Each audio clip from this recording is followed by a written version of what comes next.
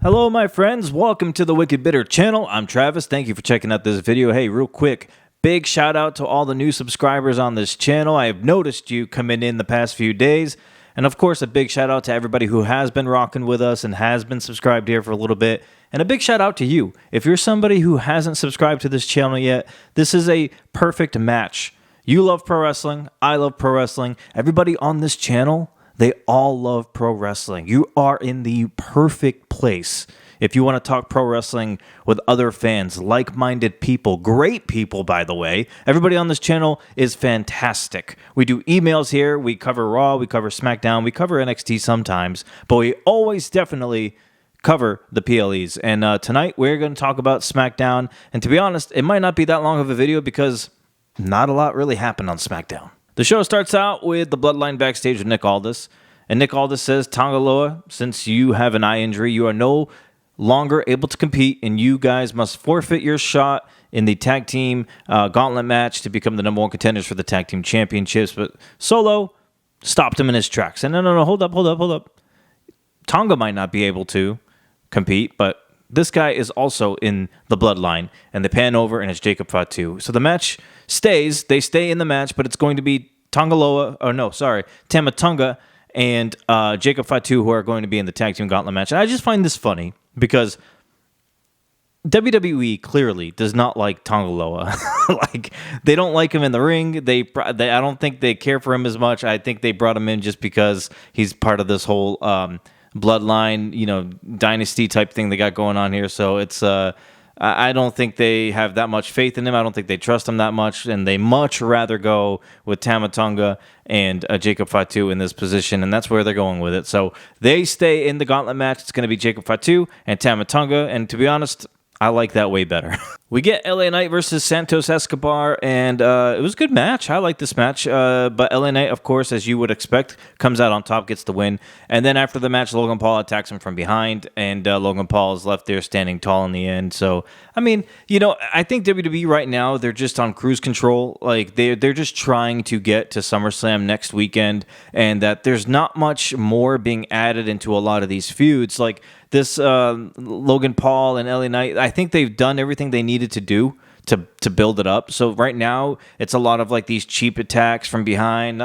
No more like promos adding into anything, to the feud. I mean, I know Logan Paul had a small little interview backstage with Byron Saxton afterwards, but again, even that didn't really add much more to this. So I think WWE is just like dead set, like, let's just get to SummerSlam, let's get this going, because I've been saying it the past couple of weeks, SmackDown and maybe even a Raw or two here and there have kind of been pedestrian a little bit, like it's been kind of like nothing crazy is happening. And I know we got really spoiled around WrestleMania season where it was like every single week all this crazy stuff was happening. We all have to be realistic and understand this is not going to happen every single week. So, again, this week on SmackDown, and I think what happened was, too, a lot of wrestlers and superstars weren't there, especially, I know Cody Rhodes wasn't there, and a few others, or a lot more others, because of, I guess, they were doing a tour in Japan, so maybe that's why WWE kind of stretched some things out, didn't really give us like a crazy, big show or anything like that, so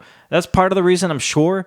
Cody not being there is huge, though. I mean, to have a top match at SummerSlam for the main title, the biggest title in the company, against Solo Sikoa, who you're still trying to build and put him on the same level so that when people look at Solo, they can see him on the same same level as Roman Reigns. It's very important to have Cody Rhodes there for this to feed off of, and he's not there tonight, and it kind of just made Solo look like it was kind of like a one-sided argument. He's kind of just like, shouting at clouds and nobody's there. So, I don't know. I just, I think it hurt Solo more than anything. But, it's just me looking too much into it.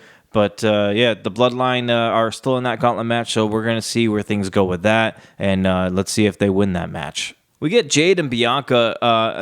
They were in the ring. They kind of cut like a weird, like, kind of like an awkward promo. It was weird. It was fast. Like they were saying that they want the tag team titles back, and then they spent like freaking 5 minutes like doing this, like looking in the crowd for Alba Fire and Isla Dawn, and it was weird. It's like somebody didn't hit the music fast enough, and when they finally did hit the music, Alba Fire and Isla Dawn came out from behind Jade and Bianca and attacked them. But at the end, it was Jade and Bianca standing tall during this, and I guess they get their tag team championship match. Like we had talked about this already. I thought it would have been sooner than now, but they're getting it. And I actually thought it was going to be at SummerSlam, even if it was like on a pre-show. But no, I guess we're getting this tag team match next week.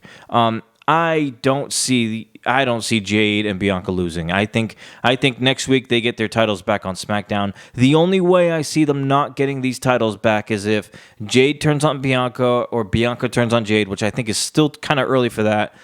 Or if Chelsea Green and Piper Niven get involved and kind of cost Jade and Bianca the match, which I don't know if I really see that happening. I think WWE just wants to get the titles back on Jade and Bianca because that's the star power. Like, that's the big tag team.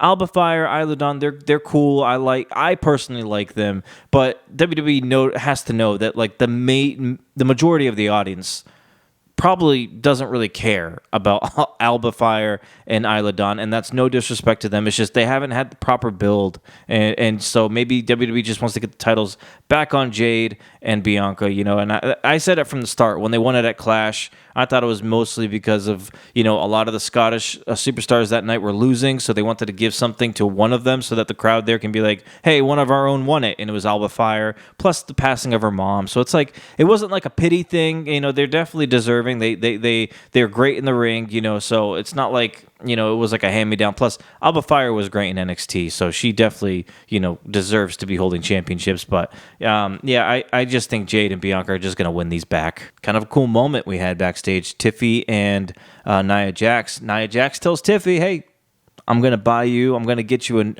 a briefcase, a Money in the Bank briefcase that's perfect for you. So I went from thinking it was just going to be Tiffy that does it. Maybe it's Nia Jax that gives her the pink, bedazzled Money in the Bank briefcase that Tiffy's talked about before in other interviews. Maybe that's how she gets it. She's not going to do it herself. She's going to have it handed to her by Nia Jax. I think that's kind of cool. And how ironic would it be is that Nia Jax gets her this briefcase, and then later on down the line, Tiffany Stratton uses that same briefcase to cash in on Nia Jax. I think that's just like foreshadowing and long-term storytelling at its finest right there. We get the Gauntlet match, the tag team Gauntlet match. I might have to look at my phone for this because I got to remember who pinned who or whatever. So we get Corbin and Apollo Crews tagging up again.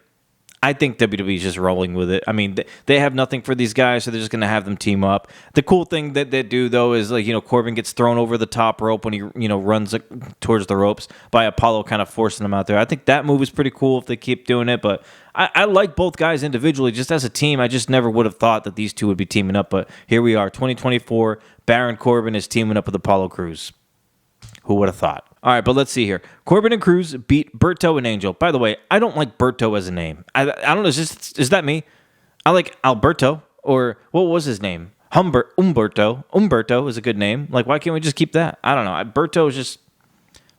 Berto kind of reminds me of Sesame Street, Bert and Ernie. I don't know. Just the first thing that comes to my head. I don't know. But anyway, they beat them, and then Profits come out, and then, hey, look at the Profits, man. Profits beat Crews and Corbin. And when they did that, the crowd was kind of quiet. It was like stunned, like, what happened? I don't know why. Where was the pop on that? Anyway, they beat Corbin and Crews, and then they beat Pretty Deadly, and then they beat the OC. So, for everyone who has been complaining on social media, and I'm sure you might have seen this, for everybody who's been complaining on social media lately that Triple H has fumbled the Street Profits and has not pushed them since becoming in charge of creative, or whatever they want to say, what can you say about that? What a showing by the Street Profits. They just defeated 3 good tag teams. Sometimes just because things don't work out the way you want it to doesn't mean that someone has an agenda against them. It's just the Profits are cool. I think the plan was to turn them heel. They even changed the song and everything. But the problem was everybody just kept cheering for the Street Profits and Bobby Lashley. Plus, they were feuding against the Final Testament. No one's going to cheer for the Final Testament. They're going to go for the Street Profits and Bobby. They're just that popular and cool. So they switched back and made them into baby faces. I think the plan was to eventually have Montez Ford go solo, but maybe that's going to happen down the line. But please, just give it time here. Profits are fine. They're not being buried. They're not being misused. They're not booked every single week. Yeah, but their time is coming. Trust me. I know what's going to happen. The finals of that happens with Fatu and Tama Tonga. They come out and they face the Street Profits. My goodness, the ending of this was crazy. Jacob Fatu throws Montez Ford 80 freaking feet in the air and then hits him with a Samoan drop, climbs up top, and wins the match with a splash. I mean, not Usos. The Bloodline right now, tag team wise, are looking great. I like Tama Tonga and Jacob Fatu teaming up, and they get a tag team match, and it's going to happen next week on SmackDown against DIY. Now, I truly don't think Triple H gave DIY the championships just so they can lose it like 2 weeks later or a week later. So I'm thinking something might happen here. I'm thinking during that match, maybe Owens and Kevin and Randy Orton show up and either cause I don't even want to say distraction, honestly. I don't think Fatu and Tama Tonga are not getting pinned by DIY. If Orton and Owens show up, it's to cause a DQ in the match, and the match will get thrown out the window or something. Like, it's either that's going to happen, or Tama Tonga and Fatu are literally just going to beat DIY for those tag team championships, which will blow my mind because I can't see DIY losing those championships like that right away. But maybe that's the way they go. Maybe they want the Bloodline to have the titles going into SummerSlam so they look more powerful and dominant for when Roman and everybody else comes back. Maybe that's the direction they're going. We get a cool moment with Terrence Crawford. He's the guy that showed up last week, the boxer. I'm saying the guy. He's the boxer that was last week who handed Cody the chair from the crowd, and this cross promotion here that they're trying to do with boxing and UFC and all these other guys from TKO Sports and all that kind of stuff. I like it. By the way, Terrence Crawford's song it slaps. It's pretty cool. I like that song. But anyway, he ends up knocking out Austin Theory in the ring after Grayson Waller kind of just fed him to him, basically. It was a cool little moment. Nothing crazy happened here. It's just like, I feel like WWE, this is one of those things that they were just trying to fill time to try to pass the show along since they don't have Cody, and since some of these superstars are over in Japan, it was kind of just like buying time and trying to like fill out the show to get to the main event kind of thing. It was a cool spot. Am I going to remember it and talk about it in a few weeks? No.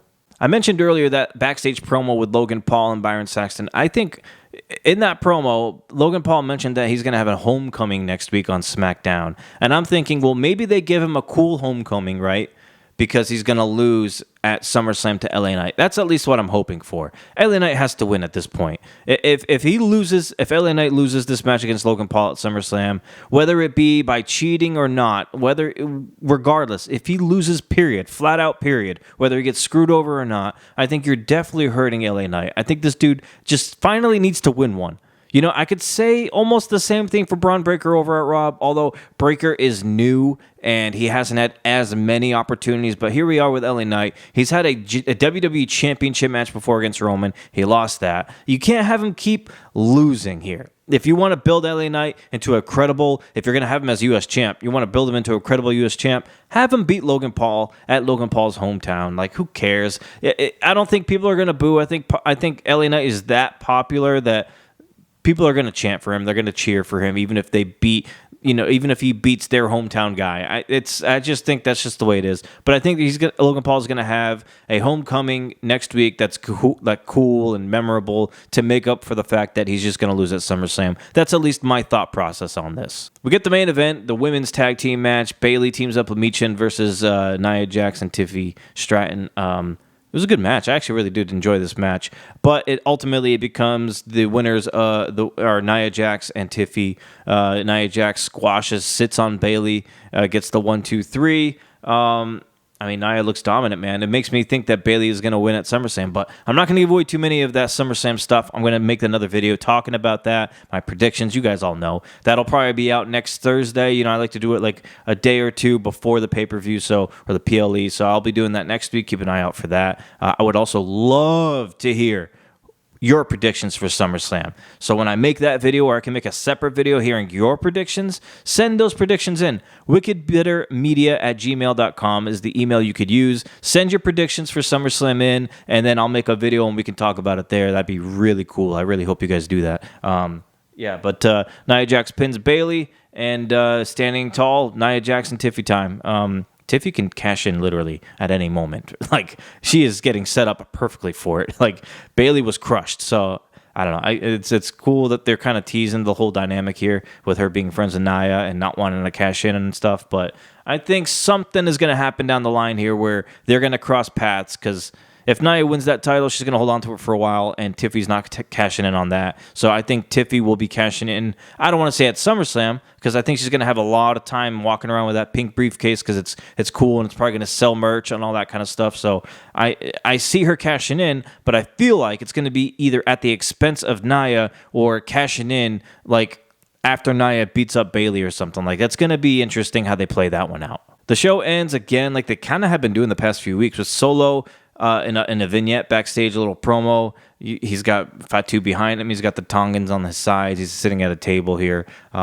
Pretty much just telling Cody Rhodes that he's going to see him next week face to face. You know, kind of like the typical kind of like not much going into it kind of promo stuff. You know, I'm going to beat you for that title kind of thing. The one thing I do want to point out about it is at the end of it, he again mentions if Roman Reigns has a problem with it, he knows where to find me. It's kind of like he's egging him on. It's like he's telling him to come find him. And I think Solo kind of wants him to come find him. And the way they keep teasing it like this is like 2 or 3 times now. Maybe Roman's close. Maybe we get Roman at SummerSlam. I don't know. That'll be in a different video. But I don't know. Is it too soon for Roman? Or is it... do we wait a little longer? Or is it not too soon for him? I don't know. You guys let me know what you think about that. Leave it in the comment or something. Or put it in that email that you're going to send over to this channel so that I can read it. Let me know. Is it too soon for Roman to be back? Or is it not soon enough? Like, do you want him back now? Let me know. Hey, look, I appreciate you guys, man. I really, really, really do. You all know that. We're almost at 1,400 subscribers. The goal is to get to 1,500 before the year is over. I think we can get there. We are gaining people showing up on this channel every single week, and I cannot be any more appreciative of that. I hope all the newer subscribers can learn to love and be a part of this channel and community, leaving comments, leaving emails.